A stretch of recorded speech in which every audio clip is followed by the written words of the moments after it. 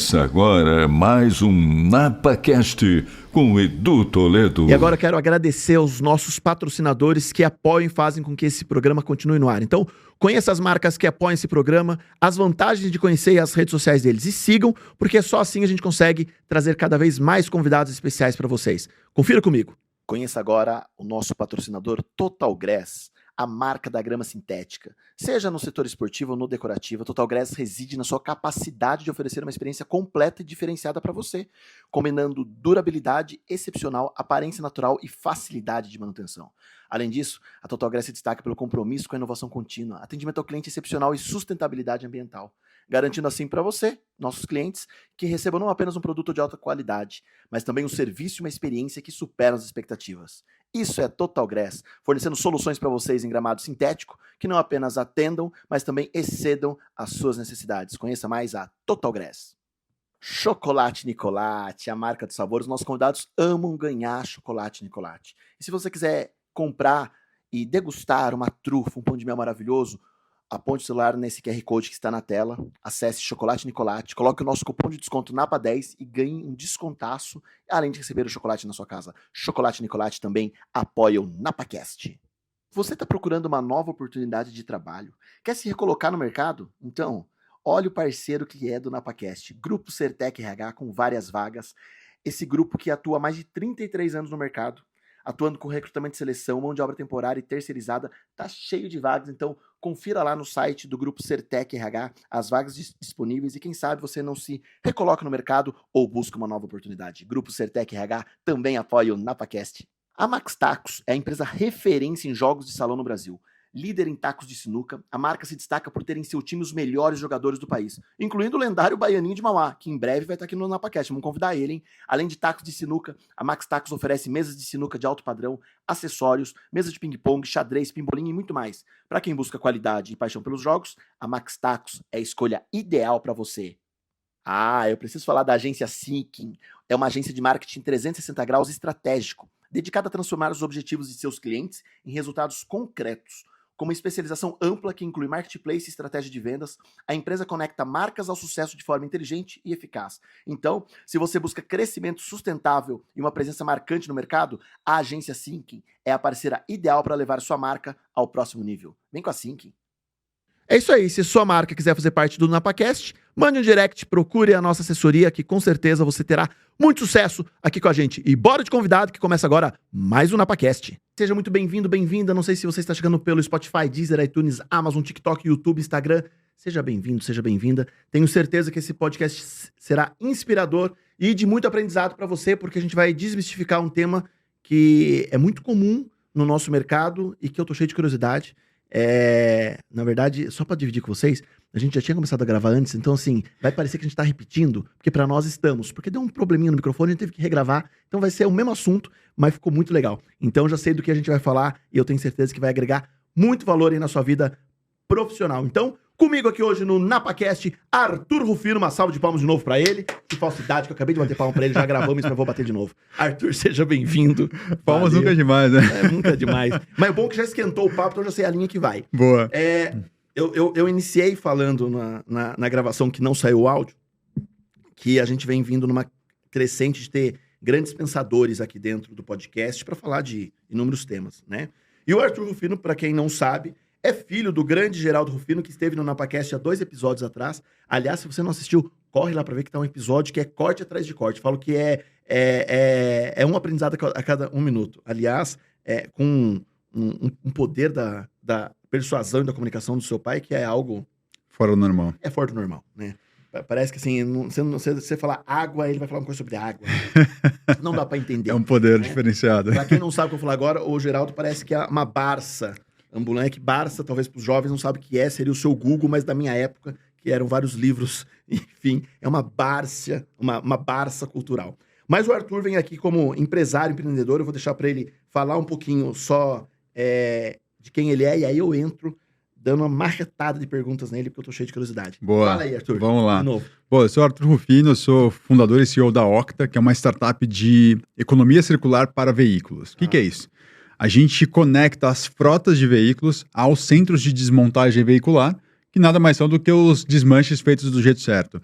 Então, a gente ajuda vendendo os veículos em fim de vida dessas frotas para os desmanches, né, legais, e depois eu ajudo esses caras a vender os subprodutos para o mercado. E aí o subproduto do desmanche nada mais é do que peça reutilizável, vai direto para a frota, peça reparável, que é a peça que a gente vende para a indústria de remanufatura, e a peça reciclável, que é aquilo que não tem como ser recuperado, e a gente vai vender como matéria-prima. Aliás, Arthur, no outro podcast que a gente gravou há 10 minutos atrás, você falou algo muito legal que eu acho que fica aí um insight para os investidores que nos ouvem, que nos assistem. Você comentou que no segundo nicho aí de atuação da desmontagem, que são as peças que vocês têm que recuperar para vender, ainda nós não temos tantas empresas de transformação disso no país, né? Isso é um bom ponto, porque essa atividade em si, de negócio. A gente tem a JR como um expoente ali, ela é uma referência, e tem um mercado pré-JR e um mercado pós-JR, né? Mas ainda assim, dentro do potencial do mercado, a JR é muito pequena. A JR está lá com seu faturamento de 50, 60 milhões, o mercado é de 8 bi hoje, e é um potencial de 40 bi. Então, uma empresa que está faturando 50, 60 por ano, não é nada perto disso, e ela já é a maior. Então, dentro do universo de desmontagem de veículos para reuso de peças, tem muito espaço para investidor, tem muito espaço... É um mercado bom. É um mercado bom. É um mercado com margem EBITDA de 30%. Mas se você fala de veículos de passeio ou só... Todos. Não é caminhão e ônibus igual... Moto, caminhão, carro... Há mercado para isso. Há mercado. A gente está falando que o Brasil hoje desmonta 500 mil veículos por ano, deveria estar desmontando 5 milhões. Se você pegar com benchmark dos Estados Unidos e Japão, então. A gente está em 10% da nossa capacidade, exatamente. Caraca. E aí, quando a gente olha para a parte de remanufatura, né, e que é você reparar uma peça profissionalmente para voltar ela como nova para o mercado, no Brasil a gente tem 1% da reposição de peças em remanufatura, nos Estados Unidos você tem 27%. Ou seja, a gente também não começou esse mercado. É muito louco isso, você falar, né, Arthur? Porque assim, eu tenho a sensação, né, ou a ideia, né, é o pré-julgamento, que os Estados Unidos nem recicla, joga tudo fora, nem reaproveita a peça. Pelo contrário, lá se reaproveita mais do que aqui, então. Não, você tem lá a desmontagem, né, o desmanche, como a 16ª maior atividade econômica do país. E para peça de reuso, não é desmanche só para peça de reuso. Para reuso mesmo. Peça de reuso. O 60% das plantas de desmontagem nos Estados Unidos tem um modelo que chama U-Pull-It, que é você tira a peça. Então, aqueles pátios que todo mundo já viu o vídeo, lotado de carros, que o consumidor vai lá, aluga a ferramenta, ele tira a peça, leva no balcão, paga e vai embora. Então, isso é super comum nos Estados Unidos. Os caras que são a potência mundial hoje estão fazendo isso como forma de economia ou uma forma de reuso. E é óbvio que existe uma preocupação ambiental, mas existe uma preocupação econômica também. Total. Né? A peça já tá lá. Cara, se os caras fazem isso, a gente tá muito aquém disso ainda, né? Não, total. A gente não começou esse mercado. Por mais que tenha players como a Octa, como o JR, organizando de alguma forma o mercado, não começou. Por que você acha que rola uma dificuldade ou uma lentidão nesse processo do consumidor final ou, enfim, de autopeças, enfim, terem essa prática de adotar práticas de consultar, por exemplo, se aquela peça de reposição existe num desmanche, se aquela peça é possível ou não ter um reparo e voltar? Por que já querem partir para o novo sempre? Eu acho que tem o preconceito natural e justificável do mercado ilegal. Então, mas não pela peça ser usada. Não pela peça ser usada, por você não saber da procedência das peças, né? E aí o que acontece é que desde 2014, a gente ajudou na construção da lei do desmanche, a lei do desmanche trouxe rastreabilidade para as peças. Isso é uma lei federal. É uma lei federal. Nasceu São Paulo, depois ela foi copiada, entre aspas, pelo federal. Então, nos estados que já implementaram essa lei, você tem lá uma etiqueta na peça, que você bate o QR Code nela, você sabe toda a origem dela. Rastreabilidade dela total. Total. Então, já existe ferramenta para você comprar isso com segurança, mas o consumidor não sabe disso. Então, as pessoas têm medo. Pagar informação, né? As pessoas têm medo. Então, parte do trabalho da Octa é falar, frota, chega aí. Você quer reduzir o seu custo de manutenção? Esquece a parte ambiental. Você quer reduzir seu custo de manutenção? Em média, é 50% do preço de uma nova. Topa. Eu topo, mas como é que eu sei de onde saiu isso? Não, na Octa você só vai achar cientistas credenciados. Então você começa a organizar o mercado para isso. Mas, a grosso modo, o Brasil ele tem uma tendência a ter nojinho do pós-vida das coisas. Então, a economia circular como um todo, não só dos veículos, normalmente é uma atividade subjugada. Ela tá na mão de catador, tá na mão de desmancheiro, tá na mão disso, tá na mão daquilo. Mas E se vê como sucata, né? Exato. Às vezes como sucata, né? E, cara, é um mercado de, hoje, 8 bi. É um mercado que deveria ser 40 bi. Por que não saiu? Porque quem que acorda de manhã, você investidor que tá assistindo aqui, fala assim, pô, vou procurar um desmanche para investir. Ninguém faz isso. Então, parte do nosso trabalho também como Octa é abrir o olho da galera. A gente já captou como Octa, como startup, Reverter a imagem, né? uns 10 milhões de investimento na Octa.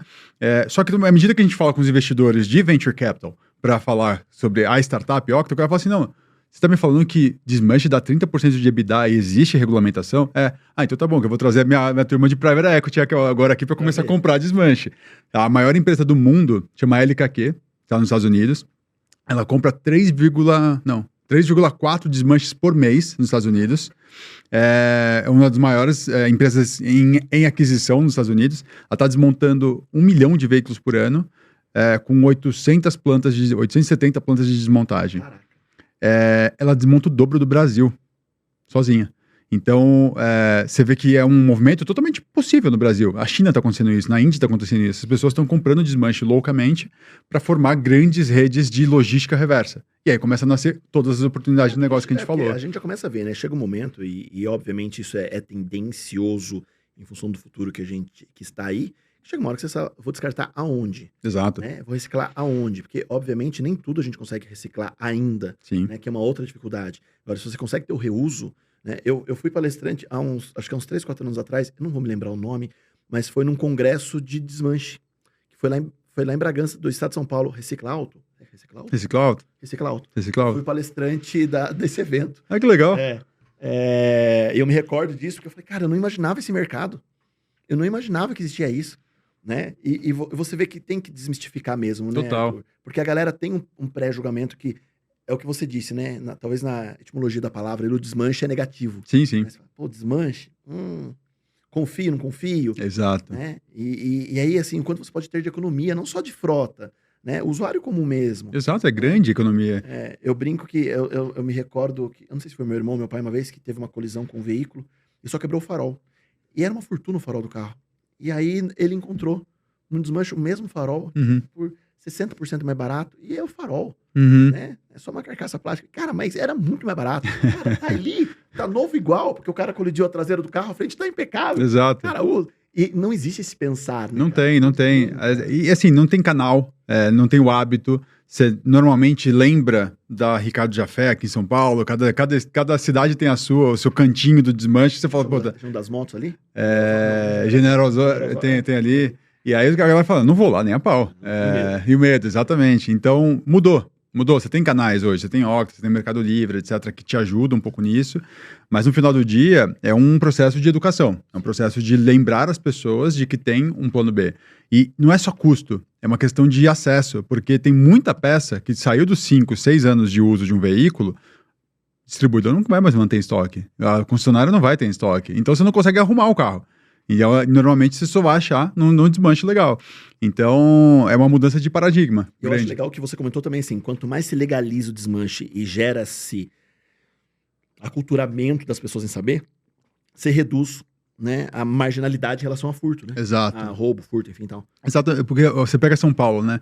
Pô, a gente criou a lei do desmanche em 2014 e 2015 saiu o primeiro resultado, 26% de queda. Era a primeira vez que tinha uma queda na história, só crescia. 26% de queda de roubo, 17% de queda de latrocínio. O que aconteceu? Vamos depurar a coisa aqui. A primeira coisa é o consumidor passou a saber a diferença entre o legal e o ilegal. Tem etiqueta legal, não tem etiqueta é ilegal. E o segundo ponto é, nós demos ferramentas de fiscalização para o policial. O policial era corrupto ou era legal? Não sei. Mas o fato é que ele tinha ferramenta. Informação para aquilo. E aí quem não era corrupto começou a fechar desmanche com informação. Quem era corrupto começou a corromper mais. E por que isso foi bom? Porque inviabilizou o negócio para quem tinha grana para bancar a corrupção. Então o que o cara deixou de corromper por presunção, ele passou a corromper por fato. E aí ele começa a ter mais consciência de quanto você ganha naquela história. Então foi muito bacana porque a gente começou a fechar a desmanche legal dos dois sentidos. Com a força da justiça do jeito que ela deve ser e, inclusive, com os corruptos simplesmente cobrando mais. Não conta nunca do cara. Exato. Né? O cara não consegue vender. Tem que pagar É isso. propina. Chega uma hora e fala, é melhor eu legalizar. Exato. Parar de comprar. Ou o cara fecha ou o cara legaliza. Então, o que foi legal é que a gente hackeou a corrupção contra ela mesma, porque a corrupção não pensa a longo prazo, ela não tem planejamento. Então, ela simplesmente tomou mais o cara e o cara fechou. Então, acho que o grande recado é que aqui a gente está falando de um mercado de roubo de veículos, etc, né? Mas quantos mercados hoje a gente não fica, puxa, não dá, porque o fulano paga propina pro fiscal, não sei o quê, blá, blá. Cara, é meio que parar com esse pensamento de ficar reclamando e ver como é que eu ajudo, de alguma forma, o lado legal desse governo a resolver o negócio. E não importa se é governo A, governo B, dane-se. Eu com o Arthur, né, tô na terceira frente regulatória que eu contribuo e, cara, nunca teve nada para mim. É sempre pro mercado. Tem coisa que deu muita potência para os meus concorrentes, inclusive a Octa nasceu para dar concorrência para JR. Então, quando a gente desapega desses conceitos, tipo, o concorrente, o governo é ruim, não sei o quê, a gente trava, a gente fica delegando ao outro a responsabilidade da gente não estar crescendo. Pensando nisso que você está falando, de gerar a concorrência, pensando no precursor aí, nos negócios da sua família, em nenhum momento você falou, cara, eu vou abrir uma frente de negócio que nascerão novas JR Diesel, e, hoje somos líder de mercado, ok, né, mas entrarão novos players para jogar aí. Nunca gerou uma preocupação? Ou pelo contrário, falou, cara, quanto mais entrar, a gente vai fomentar mais esse mercado e vamos vender mais, enfim. No começo eu não tinha essa clareza de que a gente ia fomentar mercado. Hoje está muito claro para mim que é preciso nascer mais gente grande para o mercado crescer como um todo. No começo era muito meio coisa de louco, assim, eu entendo que precisa acontecer, e eu preciso partir do princípio de que eu sou maior e não vou permanecer o maior se eu não me mexer. Então era quase como soltar um cachorro e sair correndo dele. Eu dava ferramenta para o meu concorrente e falava assim, agora tem gente com potência para me substituir, eu preciso evoluir de novo. Então era meio maluco, assim, de verdade. Era como que eu crio problemas para mim, para que eu me mantenha em movimento. Porque essa acho que é um pouco do desafio do primeiro lugar.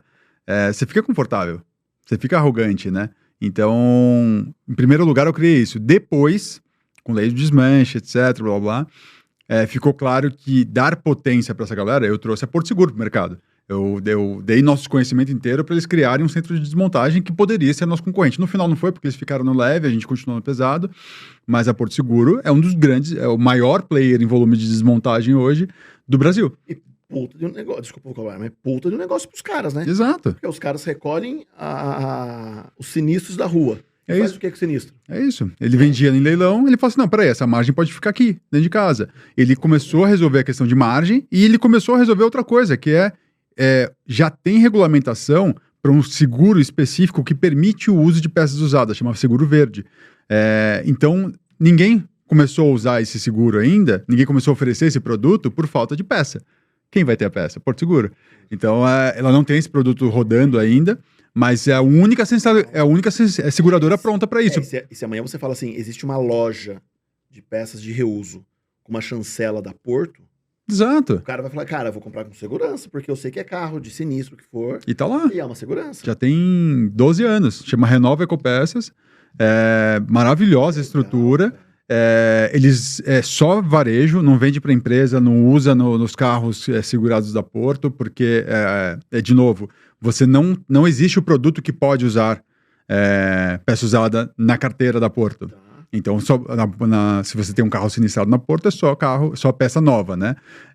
Mas os produtos já estão sendo desenvolvidos. Então, quando você for contratar, fala assim, eu estou contratando consciente de que caso haja um sinistro, meu carro pode, e não obrigatoriamente reparado com uma peça usada, com origem, que vem de dentro da Porto. Existe uma dificuldade no Brasil hoje entre você ter um carro com sinistro, um carro que foi apreendido por documentos, seja por que for, para ele ir pro desmanche? Tem muito carro parado em pátio que não foi para desmanche ainda, tem muito veículo. Tem. É brutal. Cara, às vezes eu passo nas rodovias assim que parece uma cena de filme, você olha só carro. Parece que você para e continua carro. E você fala, cara, será que isso é de leilão? Será que assim tá parado por uma questão de legalidade, não consegue nem para frente nem para trás, o negócio tá enferrujando lá e tá perdendo o mercado? Há uma demora nisso também. Isso é um alarme. Isso é um baita alarme, ele já tá soando há muito tempo. Você tem dois problemas, né? O primeiro é a sobreposição de leis. Então tem uma lei que fala assim, a básica é, apreendeu por documentação, passou 90 dias, ninguém veio retirar, você leiloou o veículo, paga os débitos e o resto vai para o usuário do veículo, né, o dono do veículo. Aí vem outra lei e fala assim, mas e se o cara contestar, ou se não sei o quê, aí começa. E aí os carros vão ficando presos. O Brasil tem uma estimativa de mais de 12 milhões de veículos em pátio hoje. 12 milhões. Isso não tem solução óbvia hoje. Não tem. O governo vai se mexer? Ele quer, mas ele não consegue, porque ele não tem braço para botar a gente nesses pátios que você cruzou e sair anotando, assim, que carro é esse? O que aconteceu com ele? Não sei o que, blá, blá, porque são 12 milhões de veículos. E da mesma forma não adianta só amassar e reciclar, que também não, ele só tá ocupando espaço também. Ele só tá ocupando é outra coisa também, né? E assim, até para amassar, você precisa liberar a documentação, porque hoje ele precisa de alguém, tem documento. E essa dívida não está no nome da pessoa, está no nome do veículo. Então, essa é uma loucura, né? A dívida do veículo não é sua. Então, é uma coisa que eu estava até discutindo hoje com uma turma do governo. Falei assim, cara, me explica melhor todos os seus desafios de não conseguir fazer isso, porque eu vou juntar um monte de empresa que talvez resolvam seus desafios e você, sem gastar dinheiro, faz o negócio inverso. Faz o negócio sair e aí a estrutura empresarial aqui é paga pelo resultado do trabalho, mas tira isso da frente. Êxito total, né? Você tem pátio em São Paulo que paga multa diária de R$10 mil há anos por contaminação de solo. Que tá todo dia lá pingando. Porque o descarte do veículo não é tão fácil assim, né? É muito complexo, ele é simples quando ele já está dentro do centro de desmontagem, mas fazê-lo chegar até um centro de desmontagem é super complexo. E hoje ainda, assim, a grande maioria dos centros de desmontagem no país ainda trabalha braçal manual ou já existe automação para separo de peças, separo do que é borracha versus metal, essas coisas, ou não ainda? Não, todos os centros de desmontagem no mundo, inclusive, quando o foco é reuso de veículos, eles são manuais. Porque você não consegue ter uma padronização aqui, sei lá, uma robótica. O que você começa a ter hoje, principalmente com o advento da inteligência artificial, é o uso de imagem para avaliar a qualidade das peças. Então, você tem alguns ensaios no Brasil, você já tem fora do, sei lá, Japão é muito bom nisso, mas é isso. O resto é muito braçal, demanda muita gente, e se a gente estivesse endereçando 100% da oportunidade de desmontagem do Brasil hoje, a gente geraria 210 mil novas vagas de trabalho. É muito bruto. E assim, você endereça emprego para a galera, você está colocando quase 40 bi de PIB adicional aqui. Você está falando em produção de venda, fora o que deixou de gastar, né? Exato. Se na economia, exato. No frotista, quanto ele gasta em reposição no ano, quanto ele deixaria de gastar, né? E se você desmontar os 5 milhões de veículos, que é o potencial do Brasil por ano, você acabou com o roubo de veículos.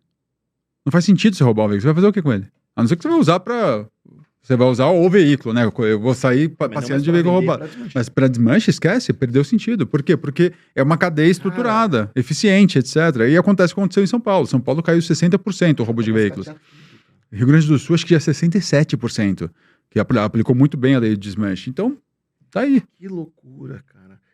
Por isso eu falo para você, empresário, olha o mercado que existe e a gente desconhece, né? Eu vejo muito como falta de informação, muitas vezes, né, Victor? E de todos os lados, né? Porque a gente julga, mas até que ponto, né? Eu jogo essa provocação para você que está nos ouvindo. Nesses últimos 4, 5 anos que você teve algum problema com o seu veículo, em que momento você foi procurar uma peça no mercado de reposição, num centro de desmontagem, né? Para não falar desmanche. Em que momento você fez isso, né? Porque muitas vezes a gente nem olha. O mercado de reposição, de desmanche, serve muito para os colecionadores de carro antigo. Aí eles vão procurar, vão achar lá o para-choque do Corcel 65, que não acha. Aí beleza, mas e para os veículos atuais, né? Que loucura. E grande parte do volume de veículos desmontados são os veículos de até 7 anos. Por quê? Porque é o veículo que está no leilão de seguradora, etc. A seguradora não faz seguro de veículo de 20 anos. Então, novo, né? O que está sendo desmontado é o que vem da seguradora, é tudo novo. Então você tem... mas tá bom, mas que o cara vai comprar uma peça de um carro novo, né? Não compra na concessionária. Primeiro, nem sempre a concessionária tem. Nem sempre o distribuidor tem a peça. Segundo, cara, tem coisa que a gente tá falando de em média 50%, mas tem coisa que é 90% mais barato. Então E você pega hoje, né? Eu não sei qual é o estudo. Mas antes de falar desse estudo, que eu já tô com uma ideia, eu trouxe presentes pra você, cara. Eu esqueço de dar presente sempre, daí o pessoal me mata. Nós temos vários apoiadores aqui. Esse aqui eu mandei pro seu pai, não sei se... enfim, ele falou que ia fazer sucesso na sua casa, na casa dele. Chocolate Nicolate mandou aí uns mimos de chocolate, trufa, pão de mel, enfim tal. Leve lá, curta. Pô, animal, obrigado. Delícia mesmo. A Total Grass, a marca em grama sintética, que faz os campos de futebol society, tá fazendo o estádio de Pacaembu agora, todo o gramado é dele, estádio de que legal. enfim. Mandou pra você aí tapete de grama artificial, enfim. Pô, meu moleque vai gostar disso aqui. Como é o gramado dos campos hoje no Brasil, Puta, que animal. sintético, enfim. Te mandou aí também um baita de mercado. E aqui, uma lembrança só do podcast pra você, só um Moleskine aí pra... Estamos na era digital, mas um papelzinho só para as anotações. Mas, Arthur, eu ia te perguntar o seguinte. Pensando nessas mudanças de mercado, nós estamos caminhando por uma eu não sei, acho que são números baixos ainda, mas a gente está numa crescente absurda para os veículos híbridos e elétricos. Né? Os veículos, as montadoras chinesas vieram com o pé no peito. Sim. Né? Há um estudo, uma preocupação dos centros de desmontagem pensando em veículo 100% elétrico. Obviamente, estética, exterior, acabamento, enfim tal, é algo que, beleza, permanece ad eterno. Vida normal. Mas, como peças de reposição, né, talvez sejam um pouco menores que motores a combustão. Existe um estudo para isso? Já existe um pensar para isso? Isso já está bem evoluído, porque o Japão você tem 20%, 30% da frota já é eletrificada. Então, ou é totalmente elétrico ou é híbrida. E aí você já tem as boas práticas japonesas, por exemplo, para importar. China, você tem quase metade da frota do que é vendido hoje já é elétrico. Então, você já tem boas práticas para importar. Então, em resumo, existia inicialmente aquele medo. Carro elétrico não quebra. Que ele não quebra? Todo carro quebra e vai quebrar por motivos diferentes daqui para frente, mas ele quebra. Então você tem sim consumo de peças elétricas, você tem a questão da bateria, que você já tem hoje 3 universos de pós-uso da bateria. Você tem o reparo, então eu troco meia dúzia de células e devolvo a capacidade dela. Você tem o repropósito, então a célula perdeu capacidade para carro, mas para power bank de energia solar ela funciona. E aí você tem uma indústria que roda com baterias que eram de veículos. E você tem a reciclagem, que era uma preocupação antiga da turma. O que você vai fazer com essa bateria, não sei o quê. Totalmente reciclável hoje, inclusive com o reaproveitamento do lítio, que as primeiras experiências não tinha. Então, a bateria não é mais desafio, o carro elétrico não é um problema para desmontagem, e o único detalhe que muda no nosso dia a dia de desmontagem é o choque. Ele dá choque. Então, você precisa desenergizar. Você tem um negócio de colocar o aterramento, etc. Desenergiza a bateria. E aí você faz uma desmontagem normal. Mas é basicamente isso. Porque eu vejo, né, algumas pessoas falando, nossa, o que será o futuro? Porque dizem que a bateria dura 5, 6 anos, e aí a gente faz o que com ela depois. Cara, olha outra oportunidade de negócio, né? Porque existirão N veículos para serem desmontados. Sim. E com o reuso de novo, né, cara? Exato. Eu acho que cara, a minha cabeça tá fervilhando agora com tudo que você tá falando. Tenho vontade de investir. Porque é um mercado muito promissor, né, cara? Há muito campo para isso, né? Aí você tem, cara, eu acho legal tangibilizar aqui que tudo que recebe valor, um preço, ele ganha um pós-vida nobre. Então, eu duvido que você vai ver no chão da rua uma latinha de alumínio por mais de um dia. Porque ela tem valor. Por horas. Porque ela tem valor. Se você voltar 15 anos atrás, ela ia passar lá 15 dias, até alguém lembrar dela. Porque a cadeia, de alguma forma, se organizou para valorizar o alumínio, etc. E hoje a indústria brasileira chega a 98% de reciclagem, quando a gente fala de latinha mesmo, né? A origem do alumínio das latinhas são outras latinhas. Então você tem uma circularidade exemplar no universo das latinhas no Brasil. É perfeito. Por que não acontece isso com o veículo? Você tem um ticket médio de R$8.000. Por quê? Porque as pessoas ainda não percebem que existe valor pós-uso no veículo. Então a pessoa abandona na rua, a pessoa deixa apreender, a pessoa esquece no pátio, fica na garagem 15 anos, não sei o quê. Então o nosso trabalho hoje é fazer a população e os frotistas perceberem que existe valor naquilo que parece que não tem mais valor. Então, só para vocês terem uma ideia, se eu pago R$1 no veículo, eu ganho R$3 nele, na desmontagem. Tem valor. Tem valor para mim, estou fazendo o processo, tem valor para você que vai vender o produto. Mas, você ainda tem as novas frentes regulatórias que estão obrigando as montadoras a cuidar do pós-uso. Então, a partir do ano que vem, você tem um projeto chamado Projeto Mover, de descarbonização, e para cada 10 veículos que a montadora vender, ela vai ter que reciclar um. Próprio montador. Igual tem com latinha, etc. Ou terceirizar, é óbvio. Exato. E aí vem a super oportunidade para o nosso mercado, porque, obviamente, ela não vai desmontar um. Ela não vai trazer uma desmontadora para dentro da empresa dela. Ela vai precisar de certificados de desmontagem, que é um negócio que a gente está ajudando a criar.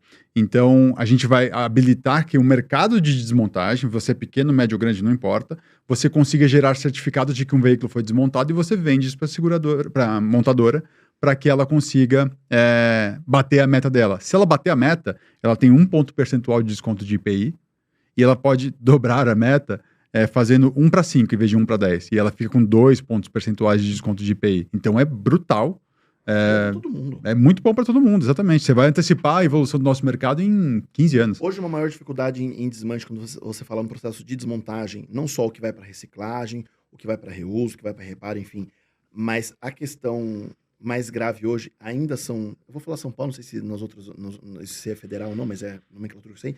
Ainda CETESB é o que pega muito do descarte, questão de poluente, é o que mais é difícil no processo?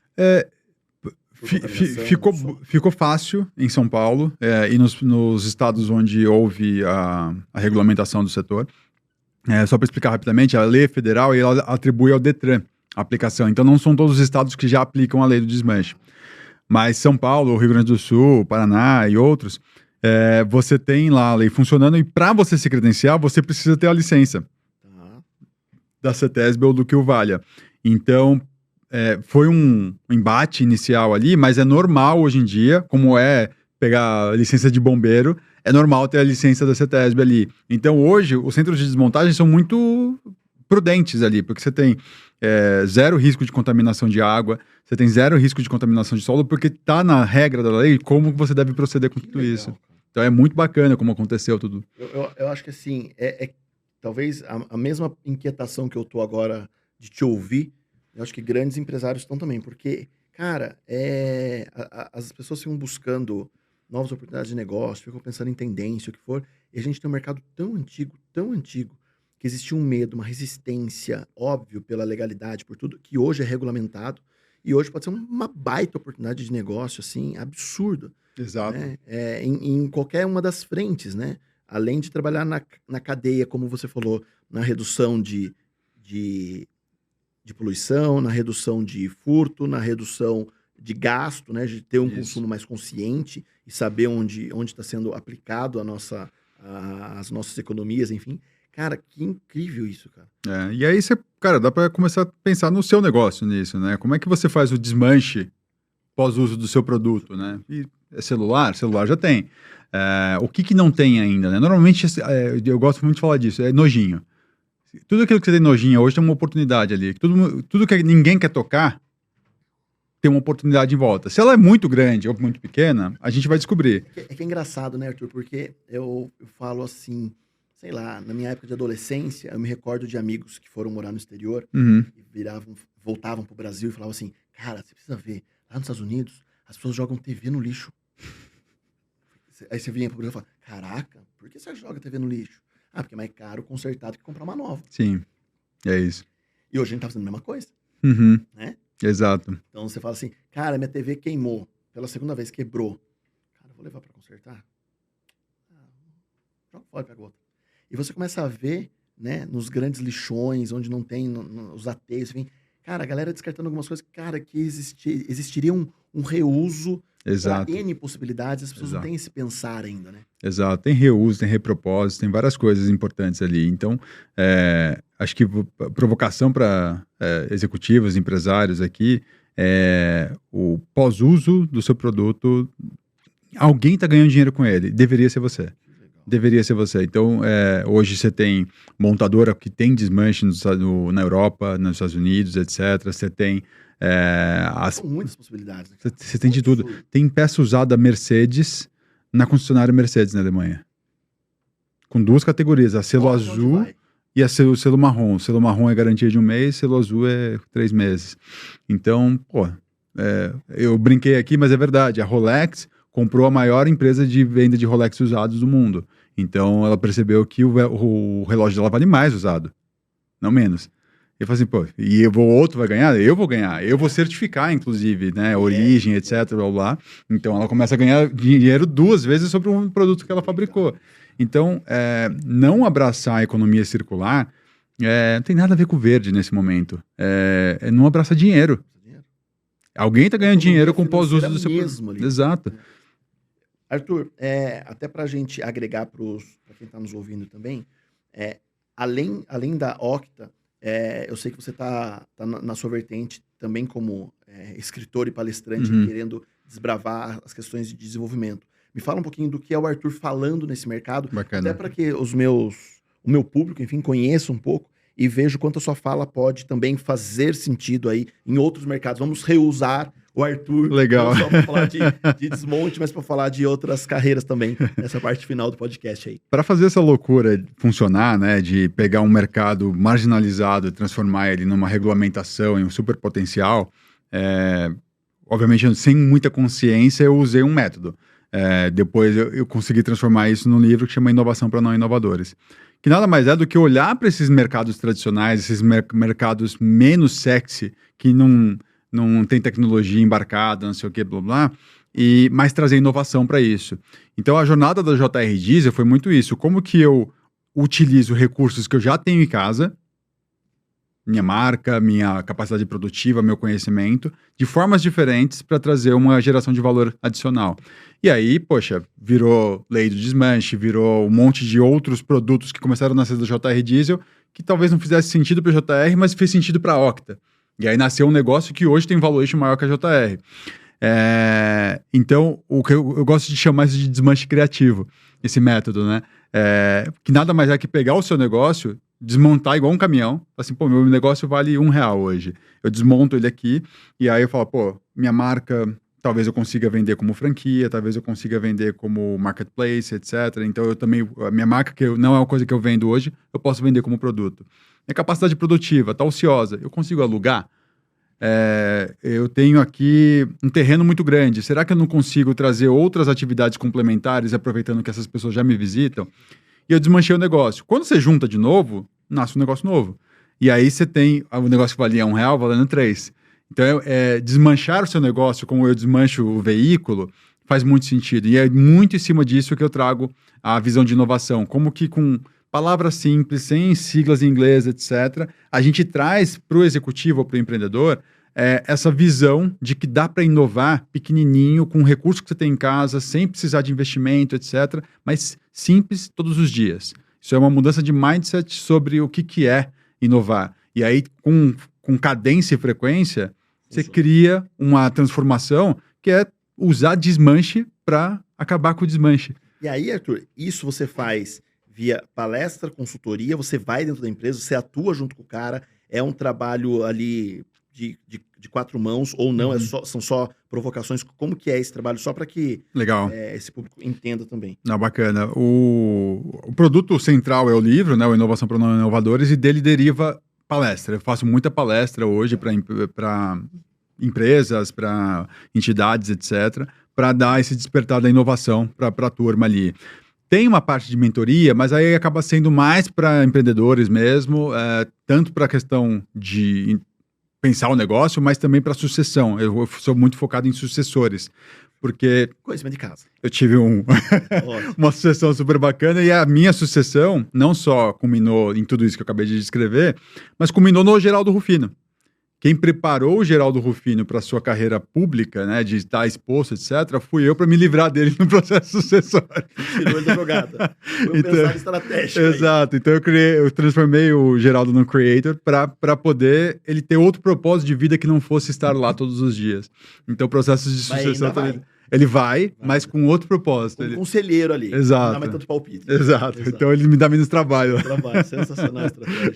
Cara, eu acho que é isso, né, Arthur? Eu acho que é a gente entender os propósitos e entender o quanto você pode ter um novo olhar sobre a mesma coisa. É isso. Né? E quando você fez essa analogia aí do desmanchar a sua empresa para nascer algo novo, eu acho que esse pensar que a gente tem que ter para o empresário, empreendedor. Cara, olha para o seu negócio. Quantas oportunidades você teria ali de inovar, de criar dentro do seu negócio? É isso. Você preciso entender o que o mercado está fazendo. Aqui estão usando no Japão, na China, para trazer para o meu negócio. Cara, olha para dentro de casa. Existem mega oportunidades dentro da sua casa ali que você nem sabe que tem. E talvez esse olhar do... Como chama o livro? Inovação? Inovação para não inovadores. Inovação para não inovadores, né? Nós somos um povo tão criativo para N circunstâncias, por que não ser mais criativo e inovador dentro de casa? Exatamente. Cara, é incrível isso. Aliás, sigam o Arthur nas redes sociais, Arthur Rufino. Na verdade, você colocar Rufino, Arthur, Rufino, Geraldo, vai aparecer todo mundo lá, porque a família tá monopolizando o Instagram. Então, sigam o Arthur Rufino lá. Fica a dica do livro também. Talvez aí, se você tiver a chance de levar o Arthur para sua empresa, para o seu negócio, para a sua cidade, para uma semana de empreendedorismo, para uma semana de pensar, levá-lo para falar sobre inovação. E eu gostei muito do título do Inovação para Não Inovadores, porque quando a gente ouve a palavra inovação dá um medo, né? Será que eu tenho capacidade para isso? E como ele desmistificou aqui, todo mundo tem capacidade para isso sim, para inovar. E se você não tiver a chance de levar o Arthur para falar pessoalmente, veja o livro, conheça o livro, faça workshop com a sua equipe, com os livros do Arthur, enfim, para que você estimule esse pensar e talvez por uma outra ótica você dá um novo sentido para o seu negócio e começar um 2025 diferente. Então, fica a dica aí, porque como eu disse no início do podcast hoje, eu tinha certeza que seria um podcast muito enriquecedor. Eu já tô querendo abrir um centro de desmontagem, para falar desmanche, mas eu tô querendo já abrir um centro de desmontagem.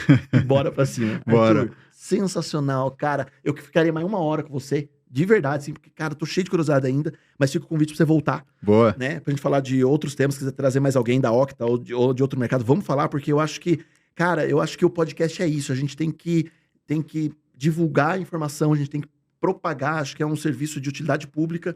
E hoje foi, cara, eu não imaginava esse papo mesmo, de verdade, cara. Que incrível, de verdade. Legal, obrigado. Demais. Obrigado mesmo. Obrigado mesmo pela generosidade em estar aqui comigo. Tamo junto. Valeu. Sigam o Arthur Rufino e não percam o próximo episódio que está sensacional. E vem comigo.